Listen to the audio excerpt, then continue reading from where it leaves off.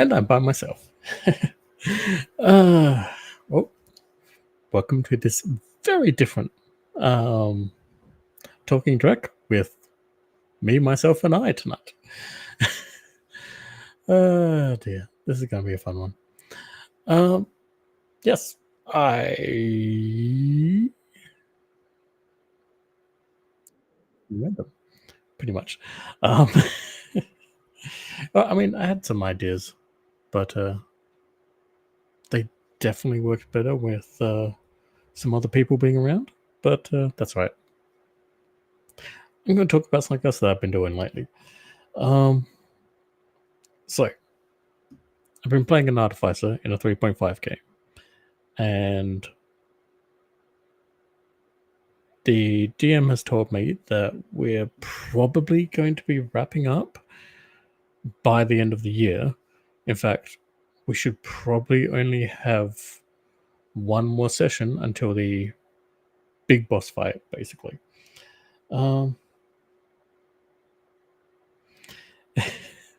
Thank you, Sax.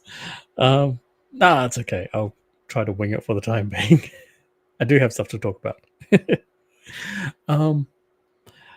However, yeah, so I have been trying to think about, okay, once this boss fight is done, we'll be heading back to home base, basically.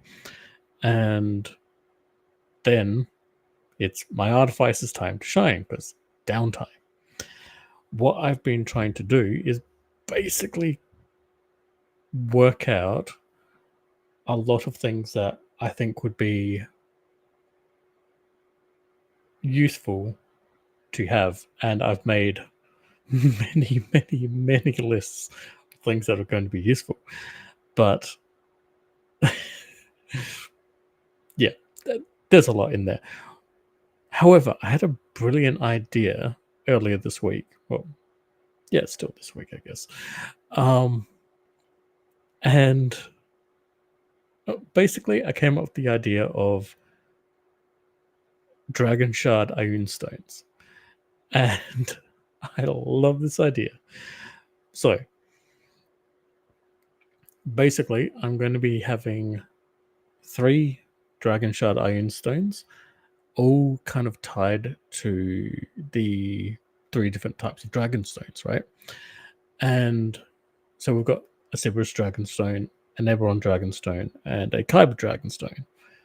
The short version is that Cerberus Dragonstones, they allow you to kind of focus and enhance psionic powers, dragon mark powers, and as the books came out, divine focus.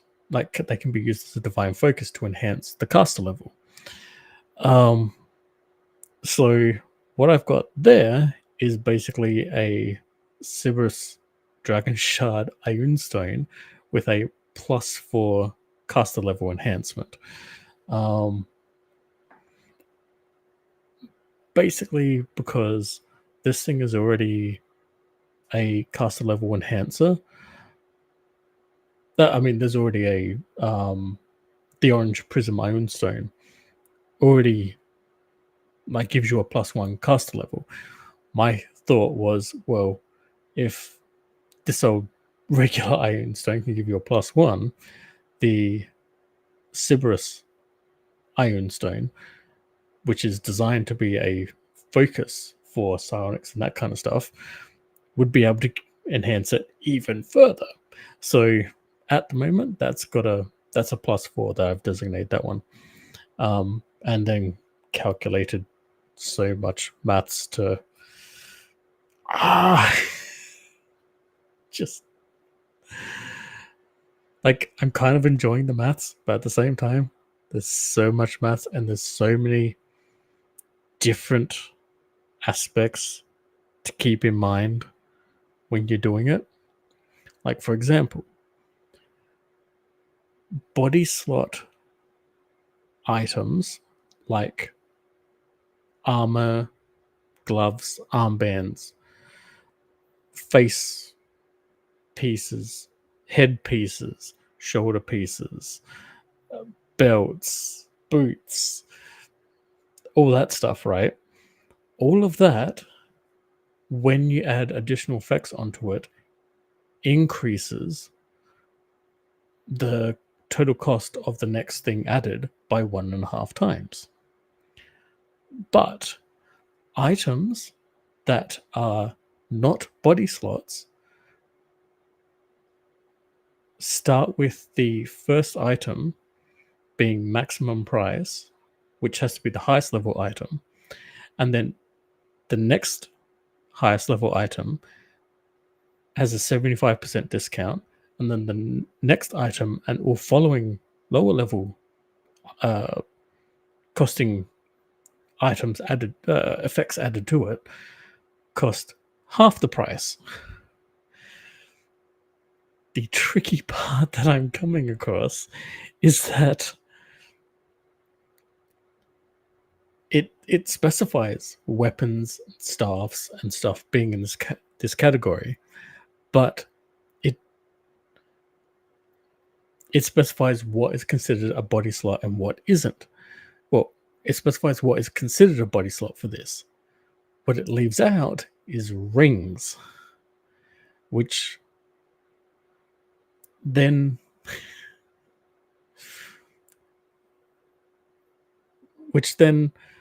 the magic item compendium does this weird thing of using a magic, of putting an additional effect on a magic ring, but it does it in a way where it's adding a higher level item to a item with a lower level item with a lower level effect, and like I think it's using the ring of jumping and the ring of evasion. I think are the two examples, and you've already got the ring of jumping. Now you're adding the effects of the ring of evasion to it as well. And basically you're adding like 1.5 times the cost of the original item jump, because evasion costs so much more. But it doesn't specify with a non-body slot around the other way. It never actually and as far as I've been able to find in Magic Item Compendium, it doesn't specify what rings are technically classified as, whether they're a body slot item or not.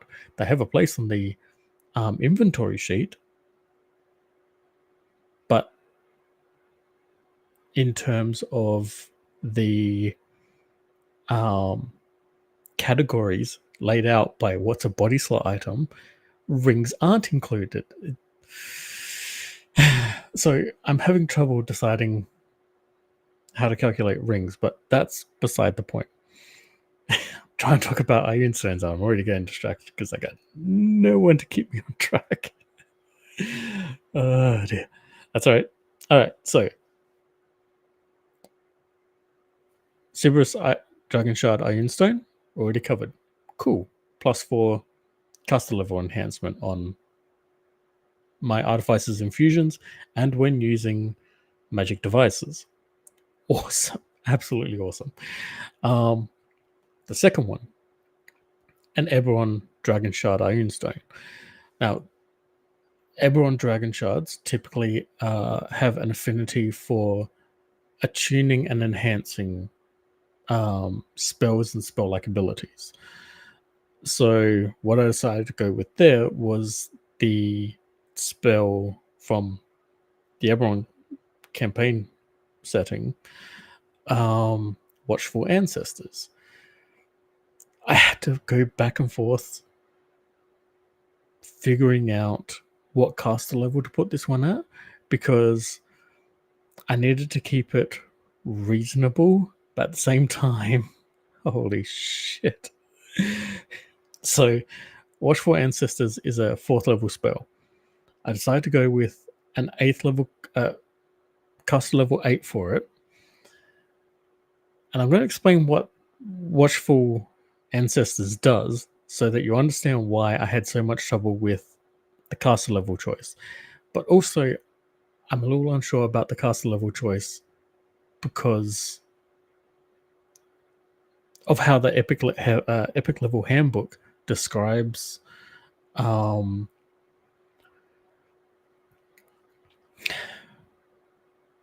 what's the word? Describes what an epic level item is, because for the most part, it says that an epic level item is an item usually over a +5 bonus, but in the case of attribute bonuses, it's +6. So you can go up to +6 with normal items before they become epic level. But the spell kind of messes with that at its core, but it's kind of balanced in a way as well, because normally the Watchful Ancestor spell, its secondary effect, which is the big one, which is why the caster level is kind of part of it, normally that would immediately end the effect. However, the calculation that I've made for the Ioun Stone, the Eberron Ioun Stone, is spell level 4 times caster level 8 times 2000, which makes it a constant permanent effect, right? And then times 2 to be an Ioun Stone, right? Sorry about that. But okay, I'm just going to say what it does. Watchful Ancestors grants you immunity to flanking at its core. However, on a reflex save, you can immediately end the effect to gain a insight bonus on a reflex save equal to your caster level.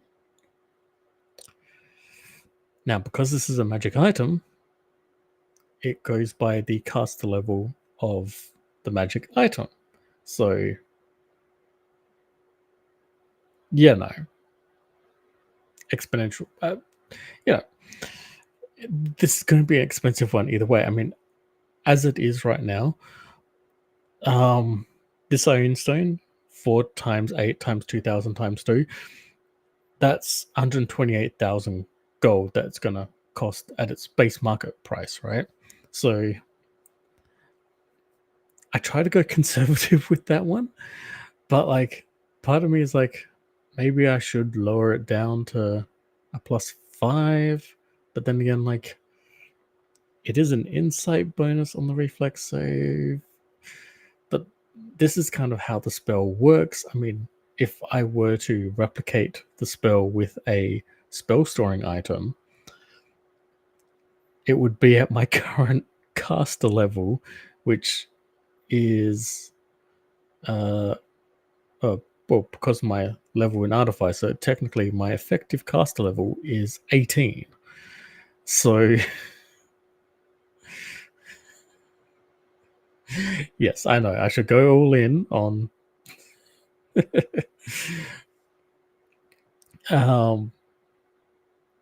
the magic item, but see, that's the other part of it.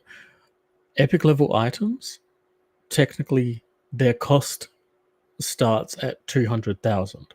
So if an item's value exceeds 200,000 because of the effects and stuff that you've stacked onto it, that means it technically falls into the category of becoming a epic level magic item, which you need to then have the epic level crafting feats to be able to craft those things.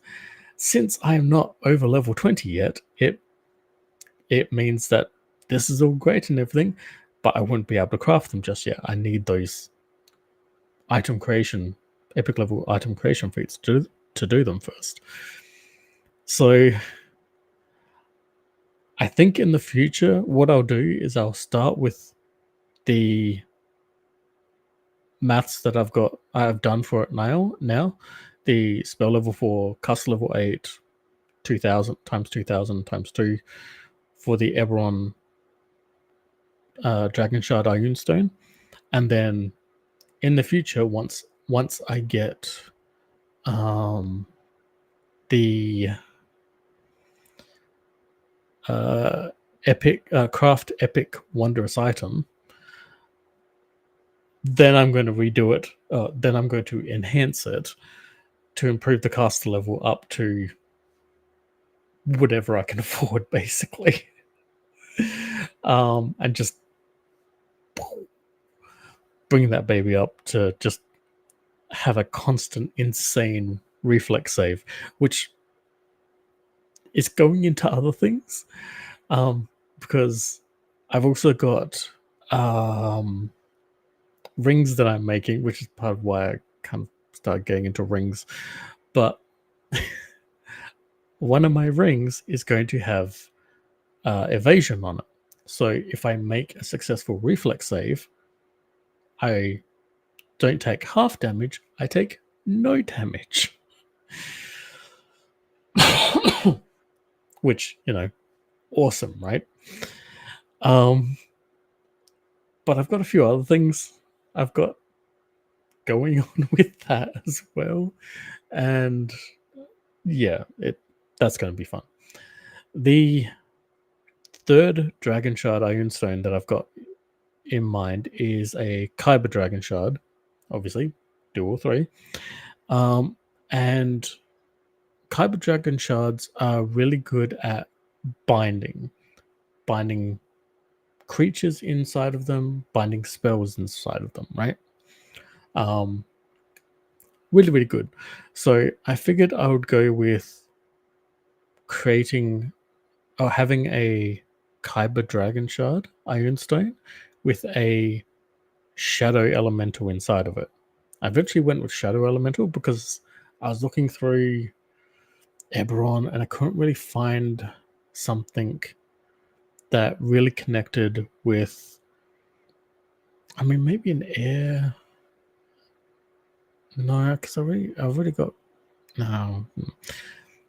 Basically, my only option was to go with something, because the only type of elemental I am not got any items attuned for, or at least in any of my notes currently, is the cold elementals, basically. The ice elementals? Yeah, they're ice elementals, aren't they? Frost elementals. I can't remember. Whatever. It's not really important at the moment. Anyway, I don't have any cold-based elementals. Mostly because my character is a dwarf half Azer, fire-based, and so kind of has a disadvantage with utilizing cold things. So I kind of steered away from doing his direct opposite element and kind of focused on fire and then corresponding air and earth elemental enhancements to kind of bring that stuff about. What I went with the Kyber Dragon Shard Ioun Stone was the Shadow Elemental, because technically, while it provides cold-like effects, it's not actually a cold elemental. It's a Shadow Elemental. And then in doing that, in going through the Tome of Magic, I found the shadow magic spell Aura of Shade. And I was like, that is perfect. That is absolutely perfect. What it does is provides immunity to low temperatures and negates up to 84 points of cold energy.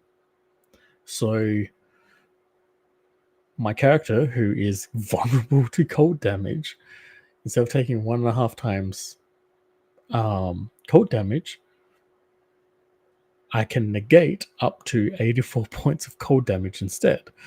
Now, technically speaking, that would only really block about maybe a maximized level 4 spell.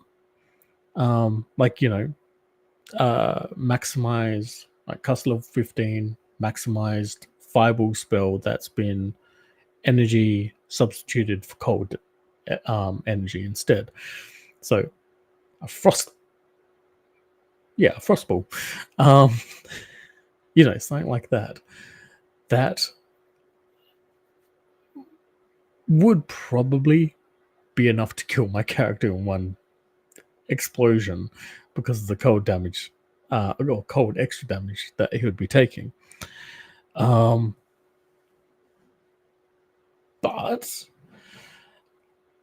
with this,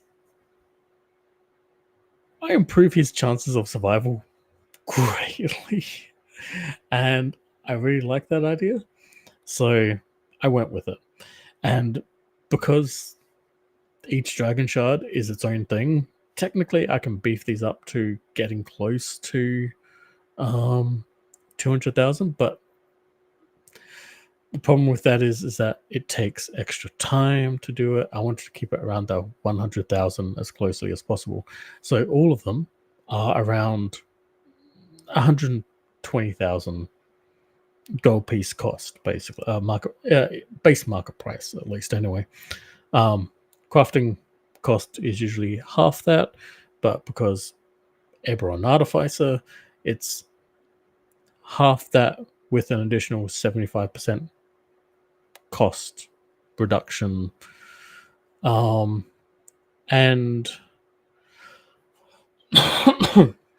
with actually pretty much with all of them, an additional cost reduction generally too, because the dragon shards, at least the Sybaris and Eberron dragon shards, they usually require 1 day of attunement, and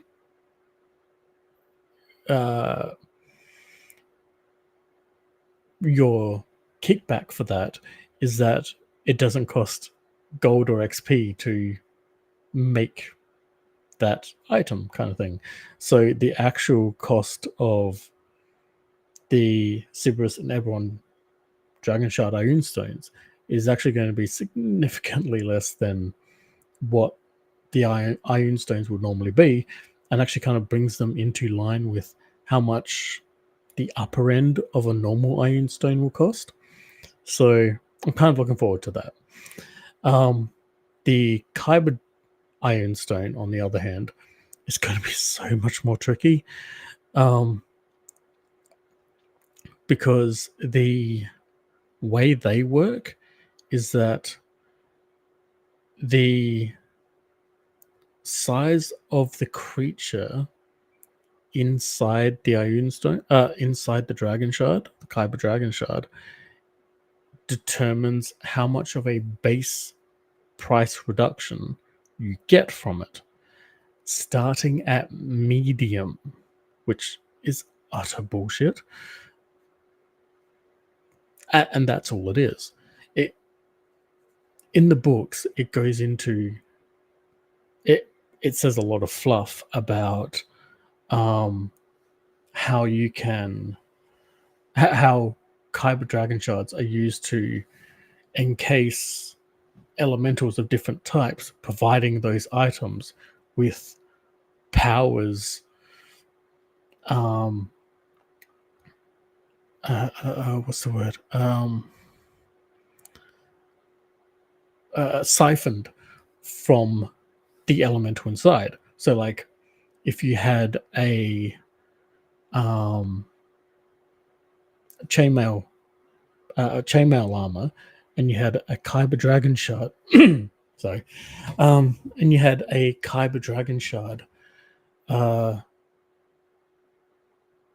attached to the item, and filled that Kyber Dragon Shard with a fire elemental, you would get a fire tunic, right?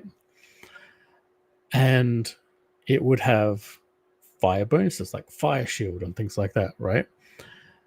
But that's one of the examples that they give, and that is a Kyber Dragon Shard magic item listed in, I'm pretty sure, the base everyone campaign setting book. But the actual mechanics of it is entirely not that. It's not that at all. And it is so annoying because, and especially starting off at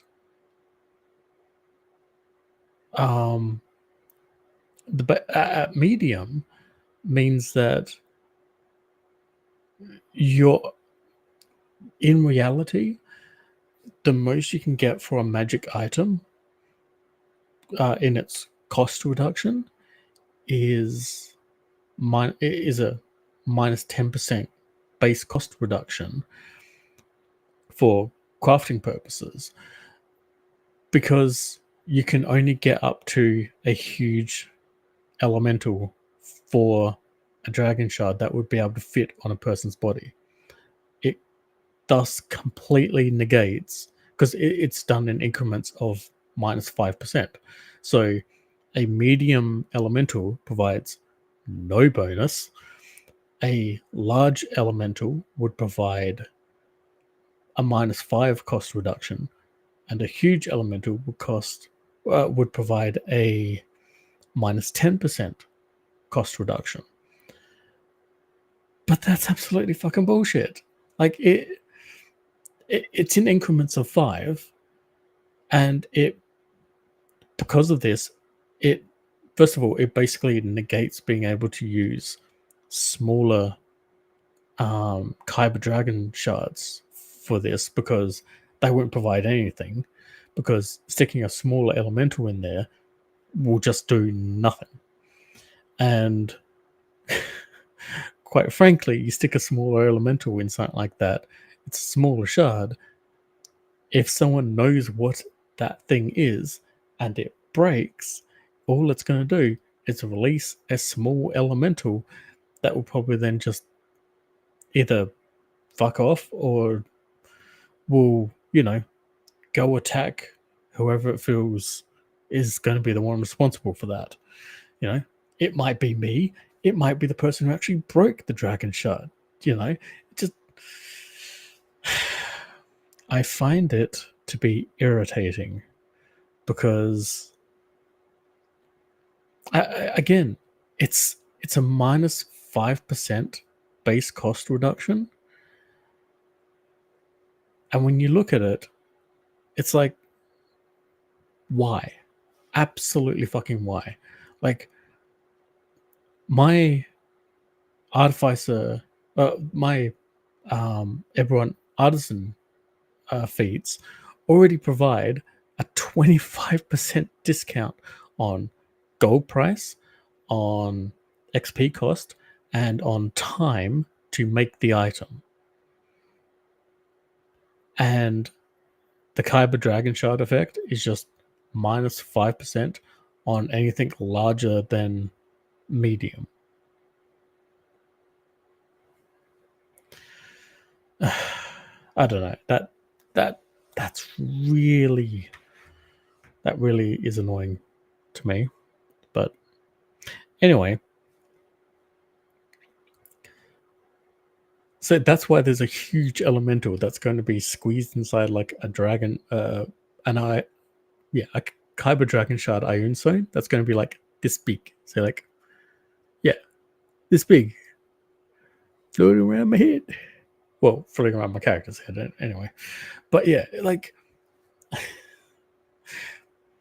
that's just some ideas I've been having about my character. But there's, I also thought that, that was, this is today anyway, that I should go back and look at my main artificer super tools, basically, because I didn't think I had already changed those to have to fix them up so that they had the most powerful, and then the descending cost items applied to them. However, when I was going through checking, I discovered that yeah, I kind of already did have them applied, and like the so I'm going to spill the beans on here because I don't think any of my fellows are going to be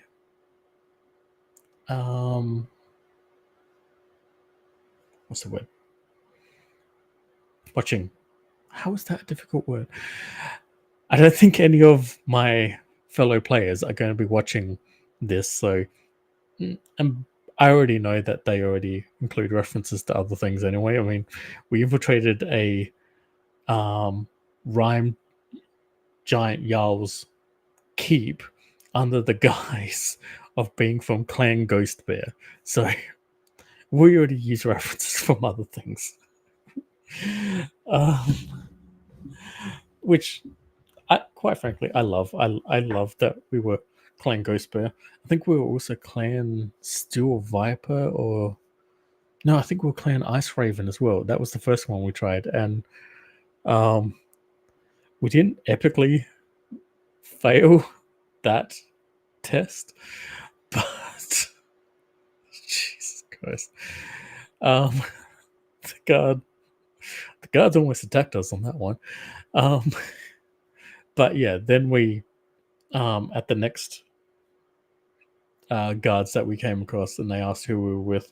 We went with Clan Ghost Bear, and somehow that one fucking worked. I have no idea how. But yeah, that was heavily amusing. Oh man, that must have been last year by now. Jesus. Yeah, that was a really long time ago. I've only been playing for like 2.5 years, I think. But man,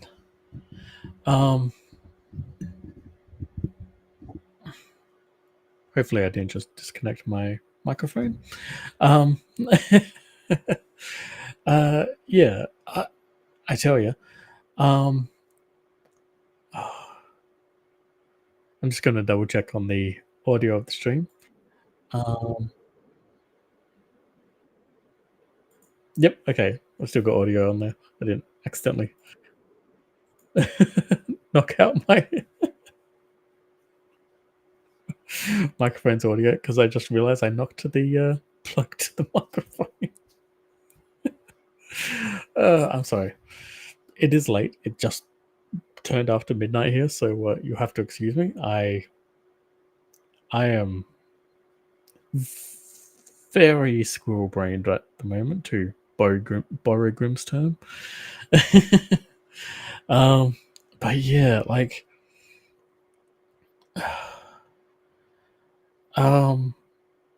yeah. So we infiltrated this keep as Clan Ghost Bear, which is kind of funny. Anyway, the 3 core items that my artificer has that he's basically turning into epic level artificer items. If you're familiar with the Elder Scrolls, and more precisely Elder Scrolls 3, rather than Skyrim, because Skyrim can go fuck itself. You're not a role-playing game.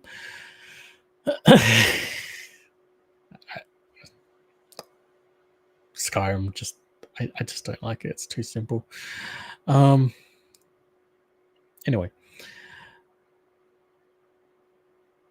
so I've basically taken Cogrenak's tools from the Elder Scrolls 3 Morrowind, and in various ways altered them, but kept them thematically based on the tools that they're based on. So, and basically I've redesigned them as my character's name, Sidrid. So they're Sidrid's tools now, not Cogrenak's tools. But so, for example, Wraithguard, the gauntlet, is designed in the game is basically designed to protect you from the effects of the two weapons, right? Keening and Sunder. Sunder being the hammer, Keening being the dagger, right?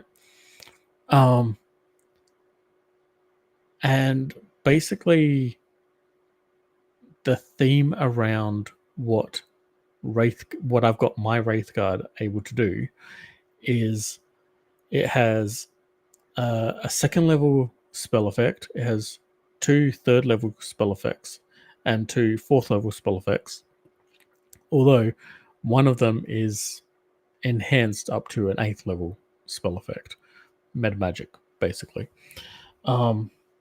And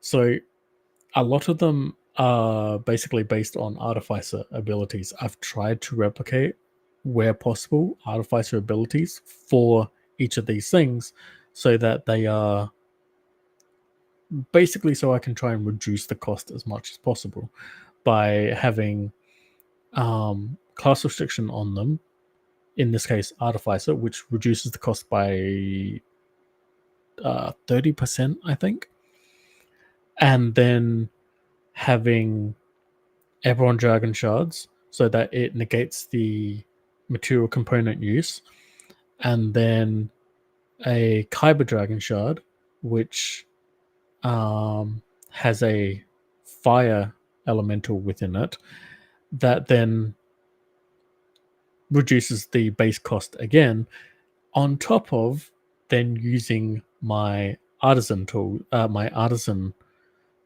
item creation feats to then reduce the cost again by another 25%. So the only problem is that Wraithguard is technically classified as a gauntlet and thus is a body slot item and thus goes with the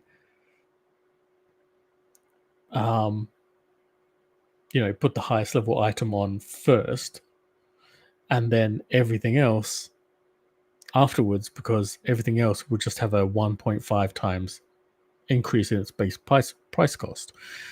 I really want to do it that way, but the max level spell effect is just it's completely over my cost limit, basically. I'll start with the top of it anyway. Before I do though, I will get some more light on my other screen so that I'm not so much in the dark. Give me a second. There we go. So yeah. So the high level effect that I'm putting on Wraithguard is a spell, a 4th level spell from the 3.5 book Sandstorm. Sandstorm. Called Parboil. What I've gone and done is maximized it and added searing to it as well. So maximized maximizes all numeric values for the specific spell effects. So in this case, your numerical dice rolled. So Parboil at its base, and let me just bloop, bloop, bloop. Yep, here we are. Parboil at its base. Where are we? So you flash heat the air in an area, boiling the blood and baking the brains of creatures caught inside. The hot air deals 66 points of fire damage and 2d4 points of intelligence damage. Creatures that make successful fortitude saves take half fire damage and no intelligence damage. Now, fortitude, at the moment, a bunch of giants, they probably would be able to make that. But it's unclear as to whether we'll be fighting more giants in the future, right? But first of all, maximized. So, that's 66 points of damage. So, that's straight up those 6 points of fire damage that they'll be taking. And 2d4, that's straight up 8 points of intelligence damage that they'll be taking to their attributes. So this is a 20-foot radius effect. No, it's close range. It's 25 feet plus 5 feet per 2 caster levels. So at caster level 15, so 15, 14 plus 7, so what, 30? 30? 30.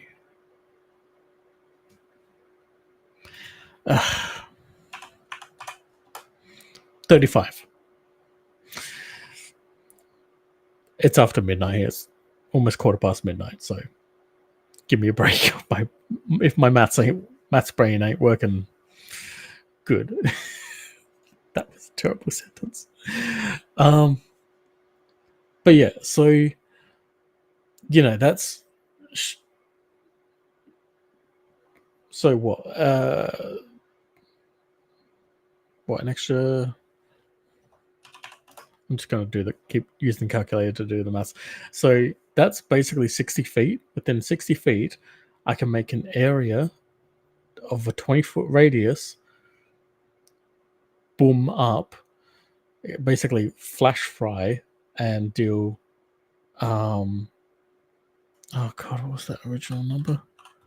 36 points of fire damage and 8 points of intelligence damage, just to everything within that 20-foot radial zone. Just right. That's a pretty cool effect. But while Wraithguard does have that ability to do that, it's not what it's primarily meant for. What's primarily meant for is to be essentially a booby trap to if you are not an artificer, and if you do not have the fire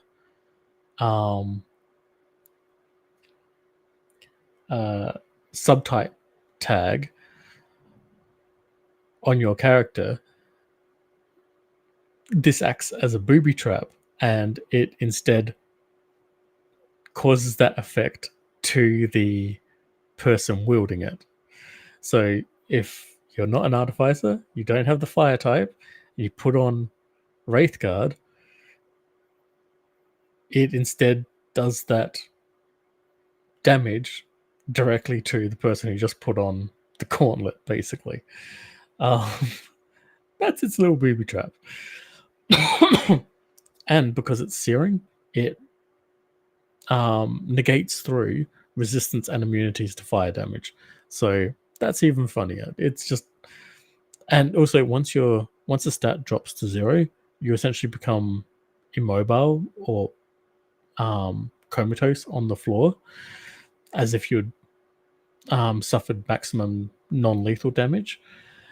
And so essentially becoming immobile while this thing is just continually doing 36 points of fire damage to you that you can't resist, it's just burning you alive until it goes through all your hit points and then keeps burning you and roasts you into a charred body, basically. I liked that. I really, really liked that. Now, granted, I could modify it so that is a curse effect, and then later on change it up so that it's a curse effect and it's a effect that the the gauntlet can do on its own. But I don't know. I don't know what I'm going to do with that one. Anyway, the other effects. So, once again, I'm starting at the top and I'm going down. The next effect on it is Shield of Faith Legion. Now, basically, this is Shield of Faith, but It's a radial burst when cast, and everyone within that range gets the effect. Now, normally that effect is up to a +5 deflection bonus. However, first of all, this is meant to be Shield of Faith. Shouldn't it be a sacred bonus? Well, that was my thought.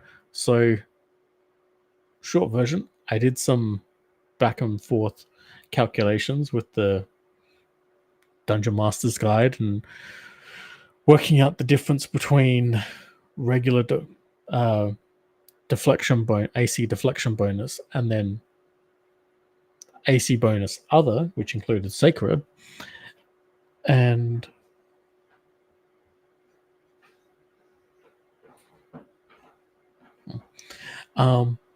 and basically came up with the fact that making it a sacred bonus would essentially to transmute it basically would cost an additional 12,500 gold to the base cost of the spell, because that's basically the difference between a deflection bonus and a sacred bonus. And so that ended up coming up to 142,100 gold. And I was like,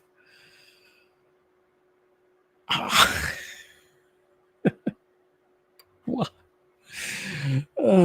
But there is some good news, because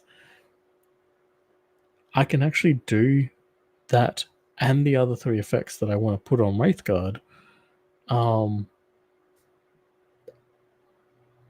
That will keep it just under, I think, the 200,000 item limit.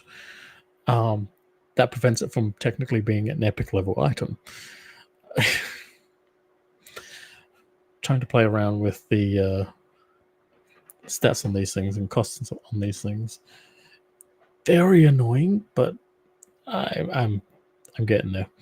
Anyway, so that was my solution. Shield of Faith, slightly enhance it so that it can do a sacred bonus rather than a deflection bonus, because I'm pretty sure everyone in the party has at least a +3 or +4 deflection bonus at this point.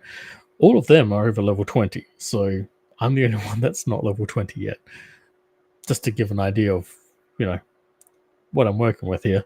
So that's why I thought sacred bonus, especially with it being Shield of Faith, made a lot more sense. The next one, now remember, this is for the gauntlet. The next one is Suppress Requirement. This is an artificer ability, and it basically allows you to suppress the requirement to use an item. So if an item requires you to be say evil, you can use the glove or the gauntlet to pick it up and utilize suppress requirement to be able to hold it, and if you want to utilize it. Same goes for a lot of different effects as well, but yeah, it's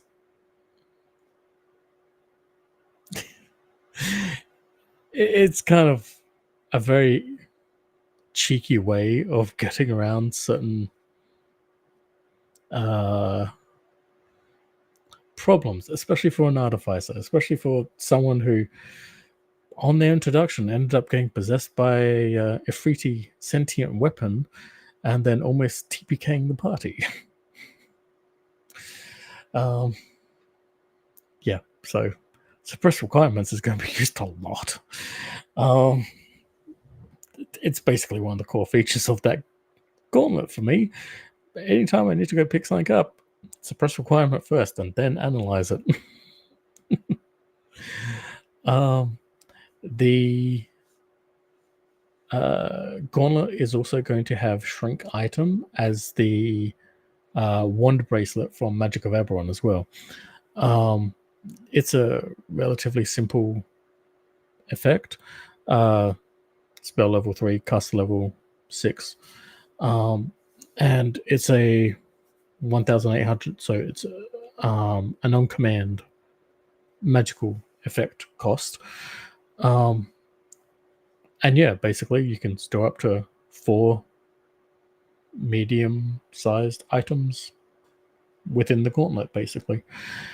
So yeah, I liked I liked that one because I felt like I mean I've already got several one bracelets already in mind to have anyway, but I liked that being part of the gauntlet as well because it basically means he can like quick store certain items, like certain like his ultimate weapon, the Rod of Ropes, he can have quickly stored inside his gauntlet for when he's, doing stuff. When he needs that hand free, basically. Anyway, the last item, the last effect on the Wraithguard gauntlet is Align Weapon. And once again, this is kind of like the little sibling to Suppress Requirement, where you can change an item's alignment, I think energy type as well. Definitely alignment, at least anyway. So you can make a evil weapon good while you're, for the purpose of being able to temporarily use it, and yeah, that kind of stuff. Basically a lot of effects designed around protection, essentially.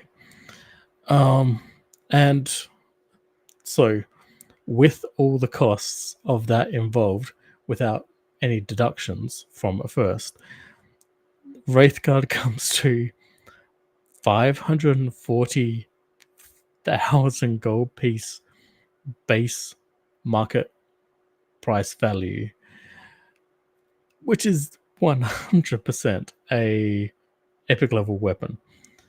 With the class restriction and the Dragon Shard effects, deductions, its base price to actually start crafting is actually 324,000. Just to show you just how much deductions can actually make. And remember, this is just the deduction for what you take as where you start crafting from, like what the cost is to start crafting. So you've still got your market price value, which is the 540,000, but 324,000 is actually how much your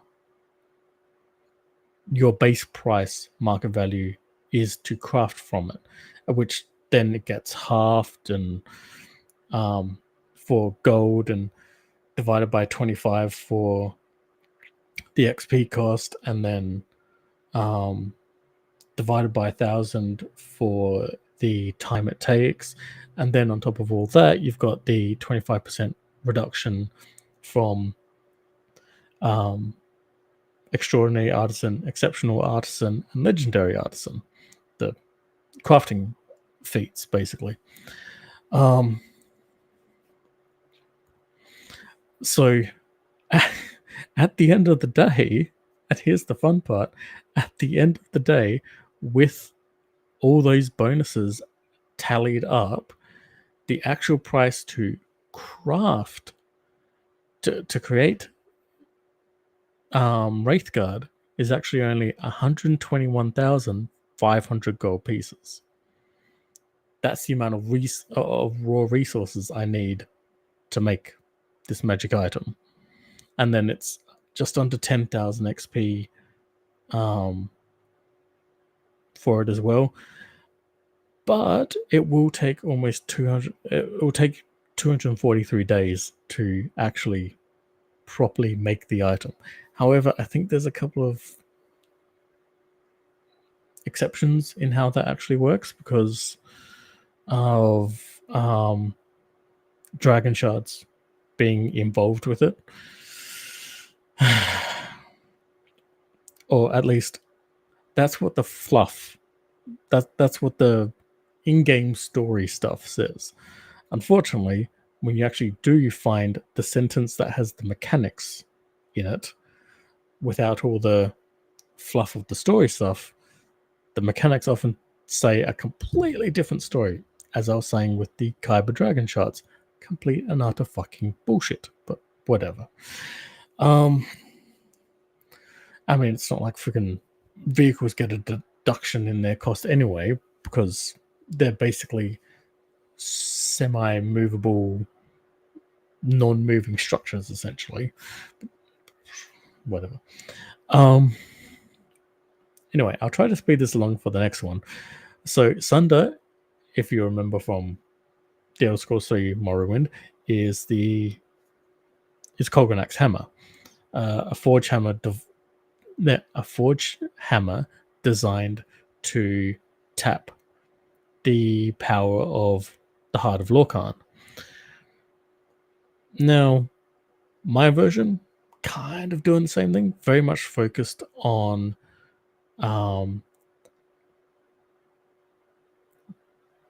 creation, basically.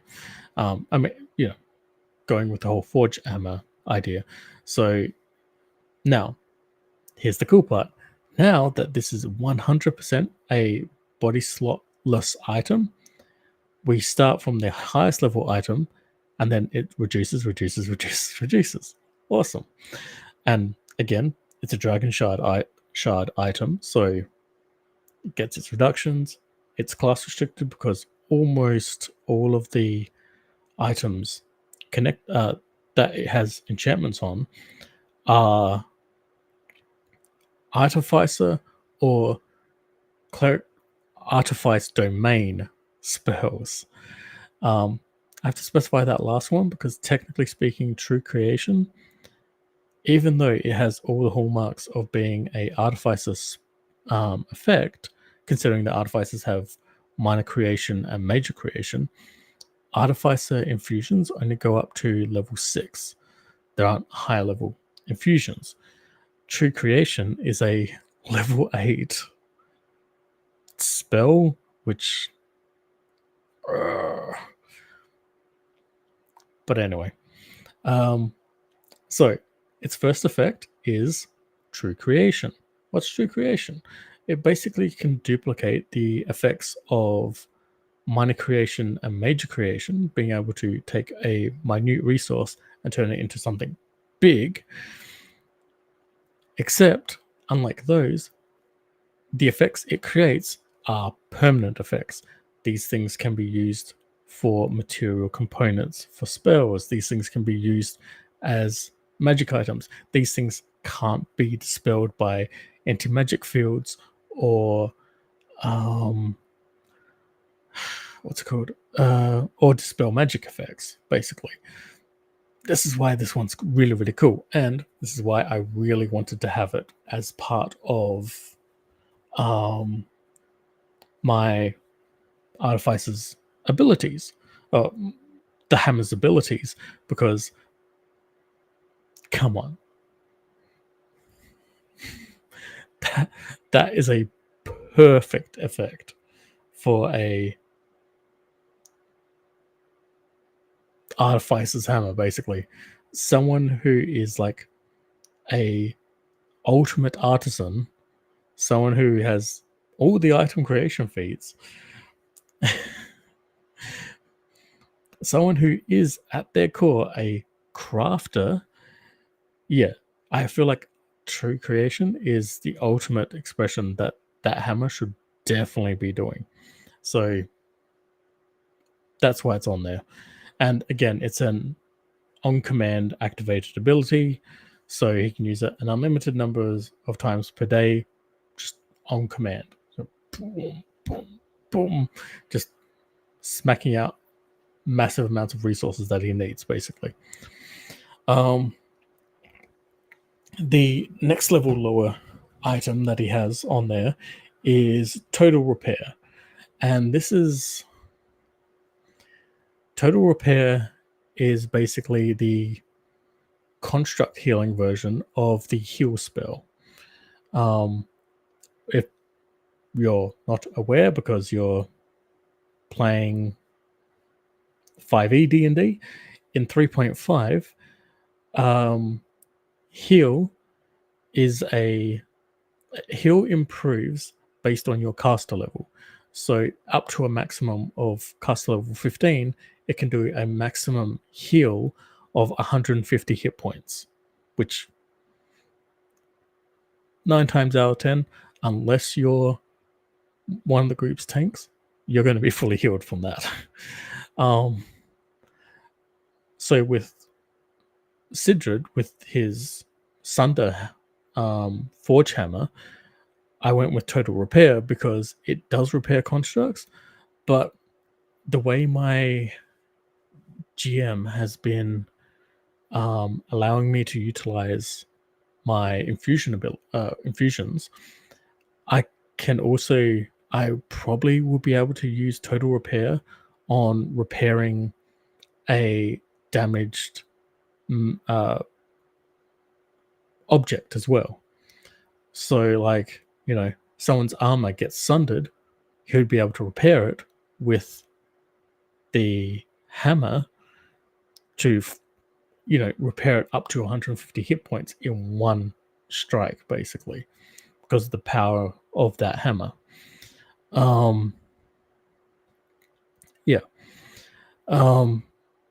For the next one is Fabricate.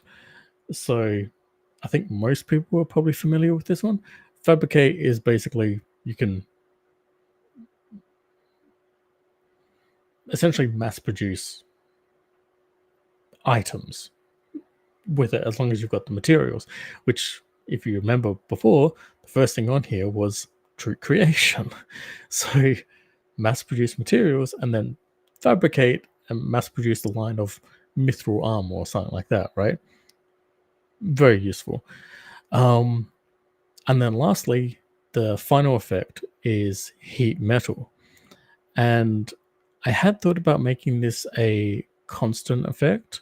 So that would be a 2,000 gold piece, a times 2,000 gold piece expenditure.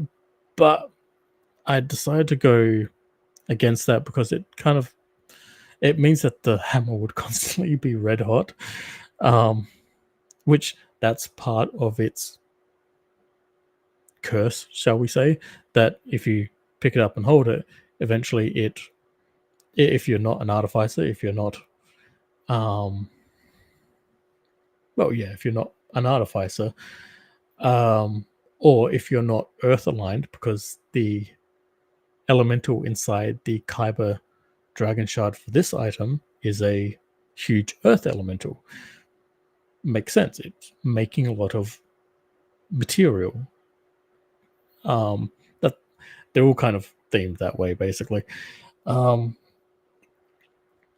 So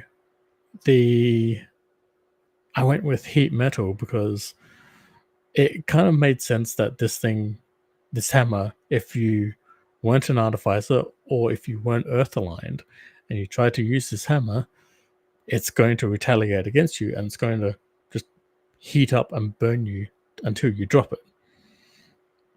I like that idea. But yeah, so the base market price before we get into reductions is 576,000 for this one. With all the reductions and everything, the cost to create with all my artificer bonuses and minglings and stuff comes to 123,525 gold, which, man, I got that down a lot, didn't I? But yeah, that's Sunder. And the last one is Keening, which, if you remember in the game, again, the Elder Scrolls 3 Morrowind, Keening was designed to, once you strike the heart of Lorkhan with the hammer, you then switch to the blade, dagger, keening, and you slash at the heart to draw the divine power from the heart. So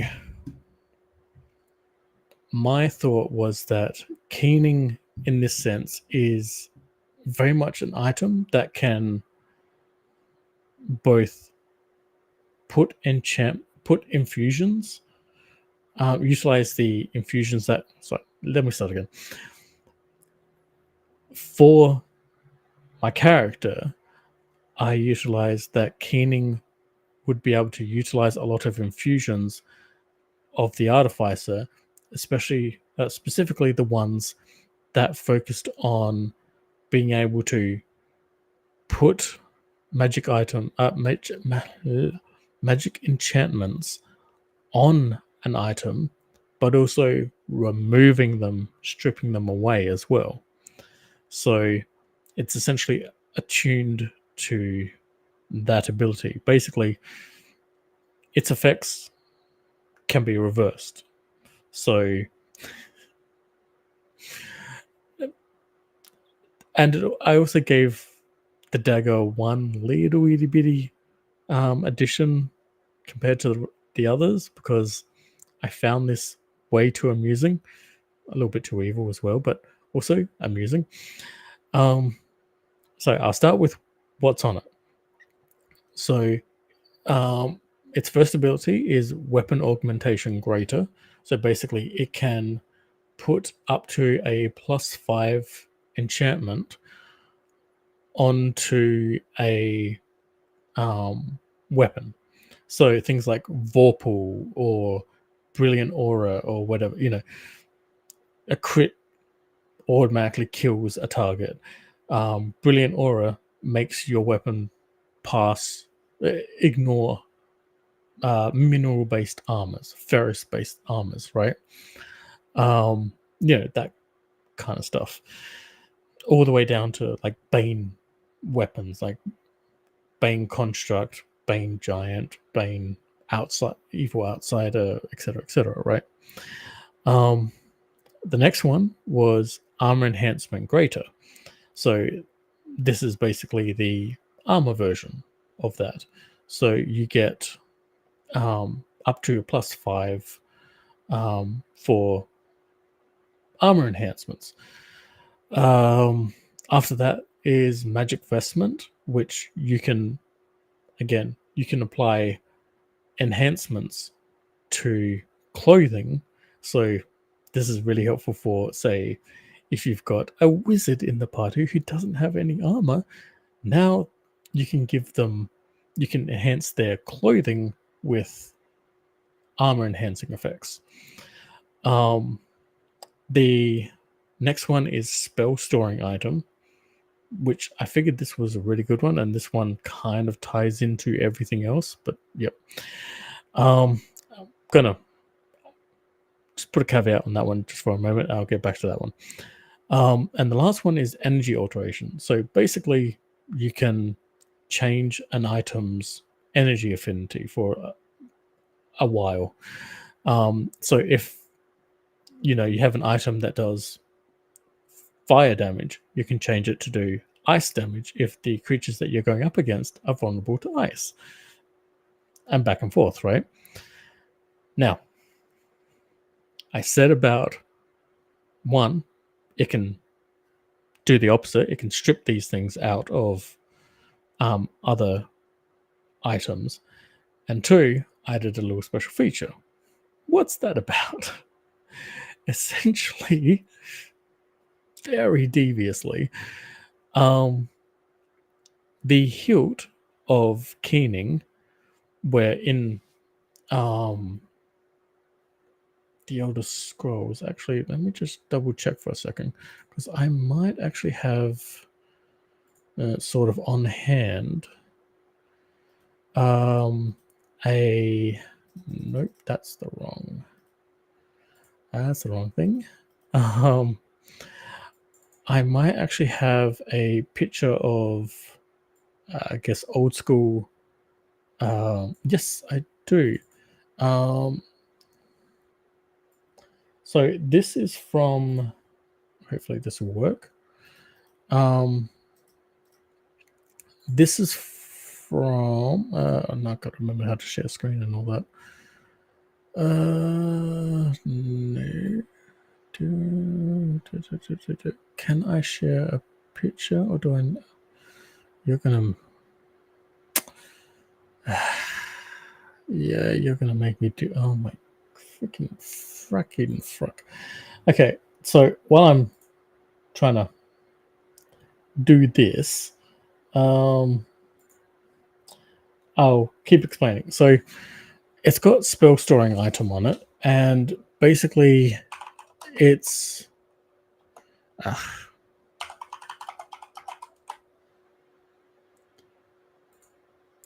no, that's the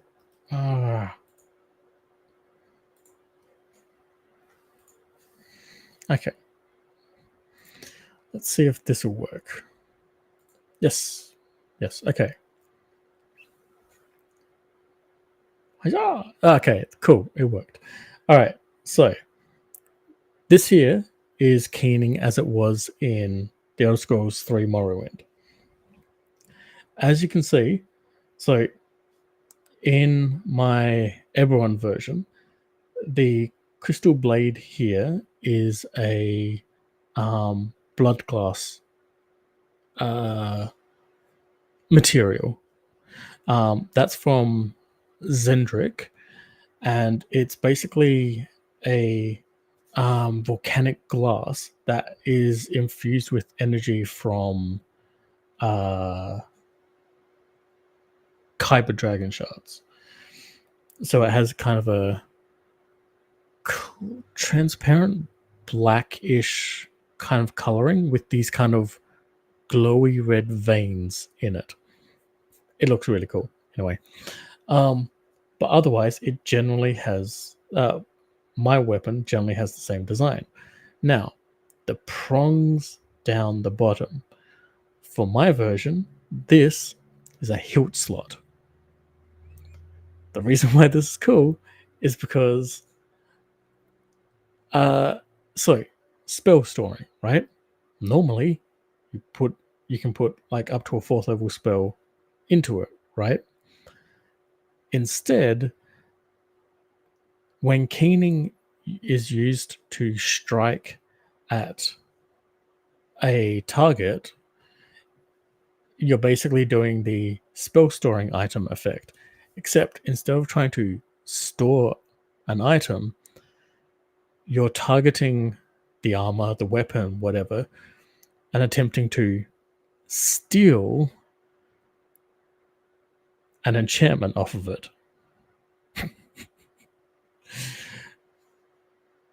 Yeah, I went full evil.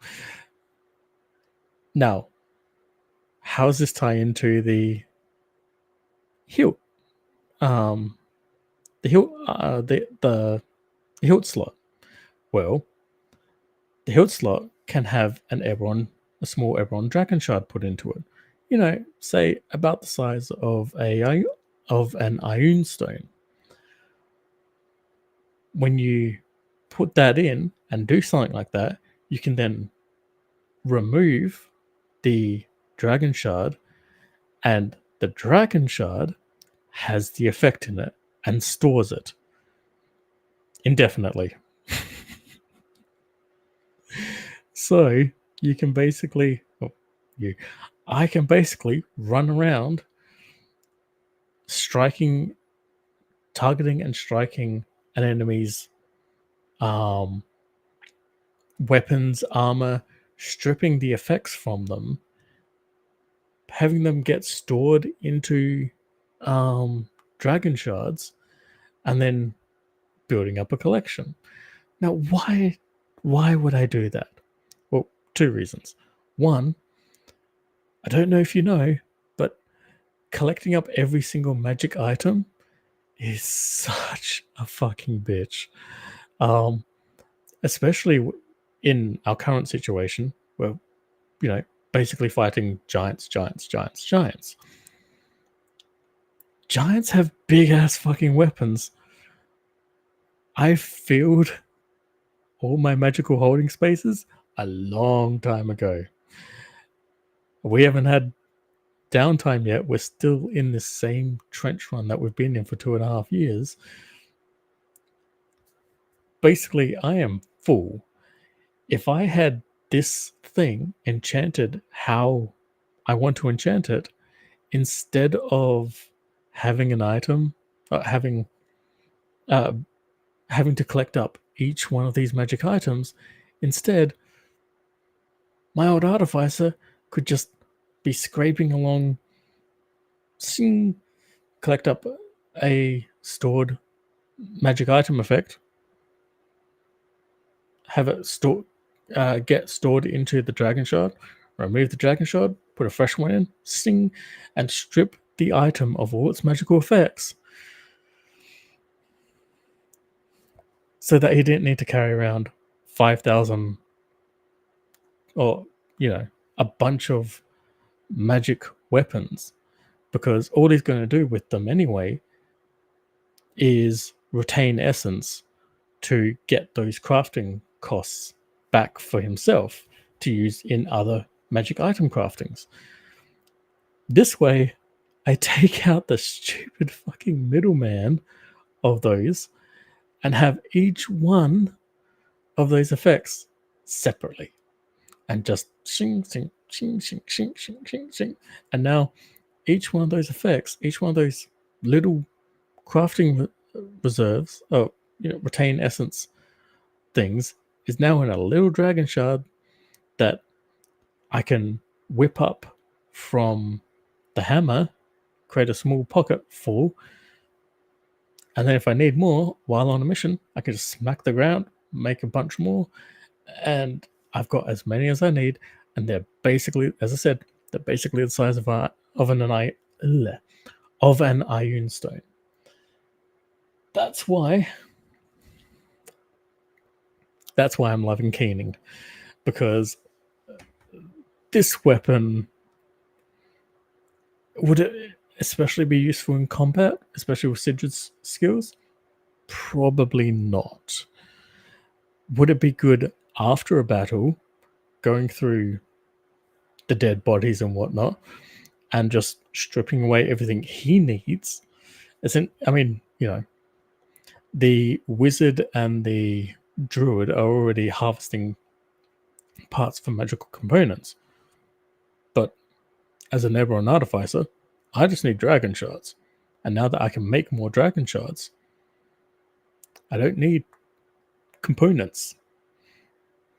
The Eberron dragon shards fulfill the component aspect that I need. But what I do need is crafting reserve. So yeah, this kind of perfectly fills that aspect that I needed. And sweet Jesus, I love that. Best part about this is that the total cost of keening, so yeah, that was everything. The total cost of keening, base market price value, only comes to 351,000. With the artificer class restriction and the dragon shard option, which the dragon shard option is a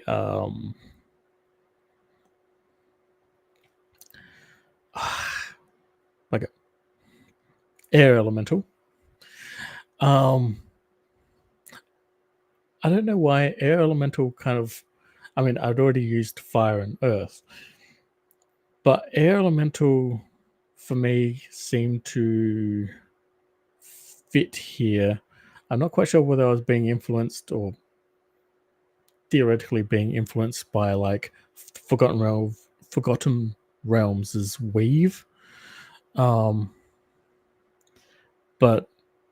I don't know, something about air elemental made sense for keening specifically, being able to place on enchantments and strip off enchantments, like a kind of ebb and flow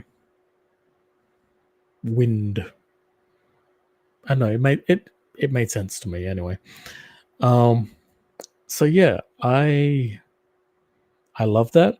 because the cost to create keening, which without a doubt is absolutely superpowered in all the things it can be doing for me, the cost to create it is only 78,975 gold pieces, 6,318 XP, and only takes 158 days to craft. That's with all my bonuses stacked up with it. I absolutely love that because it puts it on the scale of some of my other magic items that I've got. And actually, if I remember correctly, yes, it even puts it on par with the calculations I did to figure out what the cost of a artifact weapon from the Secrets of Zendrick book would cost to make it, because it's an artifact. It costs a lot. You can't just make it. But like, I want to figure out what the cost would be. And going over it, I discovered that if I were to replicate it, and I think I might be missing a component or two because it doesn't specify out how the Staff of Magma Falls actually creates its alert effect if a possessed creature comes within 100 feet and then within 10 feet of the staff. But I really love the fact that it has, like, essentially it has the normal staff feature, right, of 50 charges, and that's 50 charges when it's found. But it seems to also have the effect of, after a week, it recharges all of its charges. And it's like, oh. I mean, it's also an artifact as well, but I'm still trying to figure out all of its fiddly diddly bits and figure out its I mean, I know a couple of aspects, like, for example, all of its caster level, the entire staff's caster level is 20, which means all of the effects of the staff are whatever that spell level is times caster level 20. So, like, it's got Fireball on there. Fireball's a 3rd level spell, but its caster level is 20. So, like, straight away, there's a lot of expensive stuff on there. But, like, yeah, it's got some really cool effects. But the fact that, like, the cost to craft it is only 125, from my calculations at least anyway, is only 125,000, I thought was really, really cool. So, yeah, I rather like that.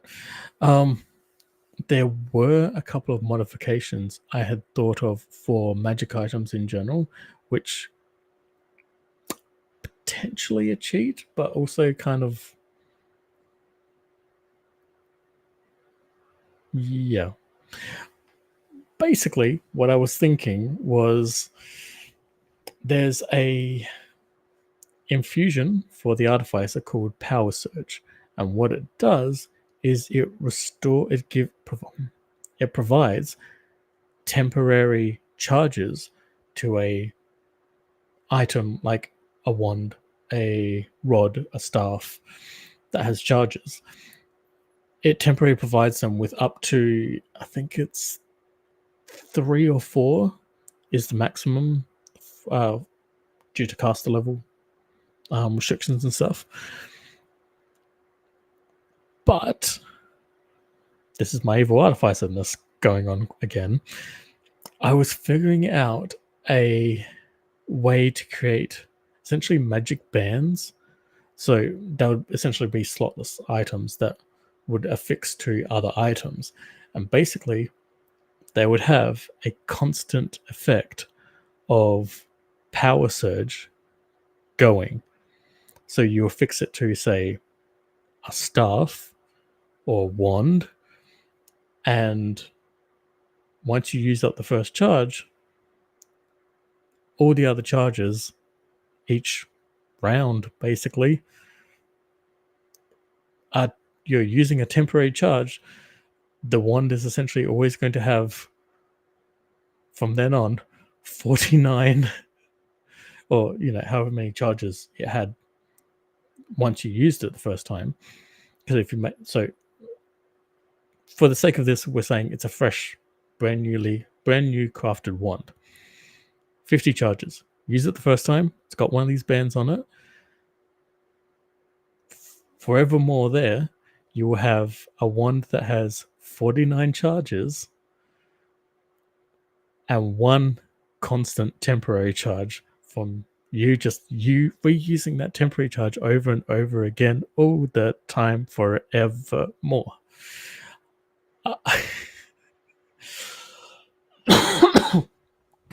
I love everything about how evil all of that is. In theory, the cost for this could be relatively high, but the fact that it is a band that's essentially like a ring or so, or like depending on like if I'm making it for a wand, if I'm making it for a staff or whatever, or a rod, something either ring sized or something either arm bracer sized, and just affixing it to a wand or a staff, and then if I don't need that item anymore, taking it off, putting it aside, and grabbing the item I'm now using, affixing it, click, the magic activates, and now this item that I'm using now has infinite uses until you take it off, and then you've got your new baseline. Because power surge, they're temporary charges, so just like temporary hit points, they do fade after like an hour or something. But yeah, I loved that. I love that so much. Just yeah. So I hope you've enjoyed this rambling of mine. It's kind of weird just talking to myself. At least it wasn't masturbation, although I guess I am just talking about stuff that interests me. So I guess in a way I am playing with myself. I don't know. That is technically masturbation. Dear. Anyway.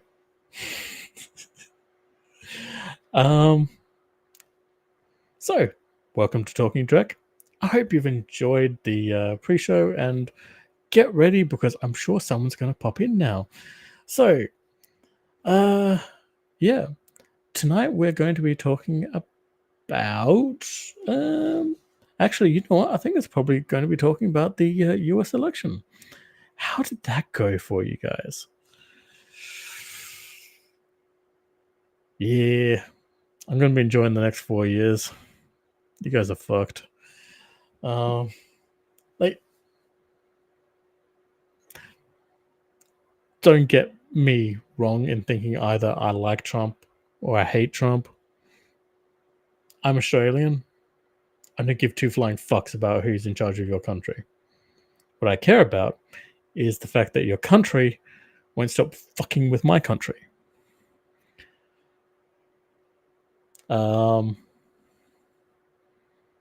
Either look up Friendly Geordies or Mr. H history. Both those YouTube channels will go into a lot of detail about just how America fucks us up the ass. But also because Gaming with ADHD Brian isn't here, I'm just going to say one quick thing. Fuck CGL. Fuck gaming. Fuck Callous Gaming Labs. I can't wait for them to lose the Battletech license, and quite frankly, now the Shadowrun license. Fuck them. They can go fuck off.